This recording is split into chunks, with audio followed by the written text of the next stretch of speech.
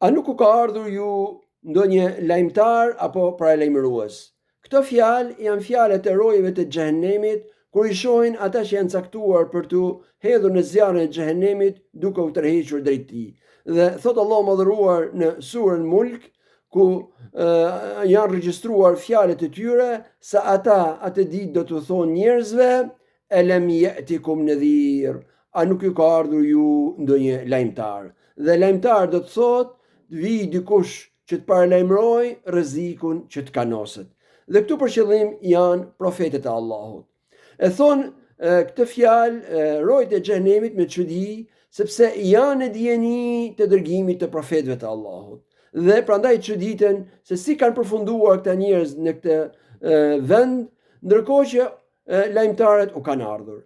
Dhe pyesin me çudi: a u kanë ardhur këta lajmtar?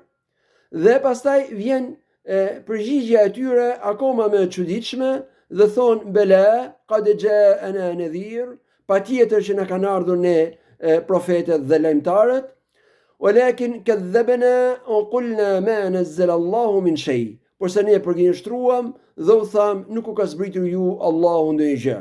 In antum illa fi dalalin kabir, ju nuk jeni gjë tjetër vetëse njerëz në humbje. Këto janë fjalët që u kanë thënë gjatë dynjas xhehenemlit profetëve të Allahut, dhe kur i dëgjojnë me lajket përgjigjen e tyre, atëherë thonë: fesuhqan li ashabis sa'ir, larguar ose larg qofshin nga mëshira e Allahut njerëz të tillë. U kanë ardhur lajmtarët, i kanë përgënjeshtruar dhe refuzuar, atëherë larg qofshin, nuk e meritojnë ata mëshirën e Allahut Madhëruar. Dhe këto fjalë na tregojnë se sa e rrezikshme për njeriu është përgënjeshtrimi i profetëve dhe refuzimi i tyre. Profetët kanë ardhur me rregulla dhe ligje, kanë rregulluar me to dynjan dhe po ashtu dhe botën tjetër. Dhe në lidhje me dynjan, le të marrim një detaj të vogël për adeteve të tyre, dhe që është ndalimi nga alkooli. Sot sa herë që dikush ka një problem me melçi ose në melçi, shkon tek mjeku dhe pyetja e parë që e bën: a konsumon alkool? E nëse është përgjigjja po, atëherë e di se ku qëndrojnë problemet e tij.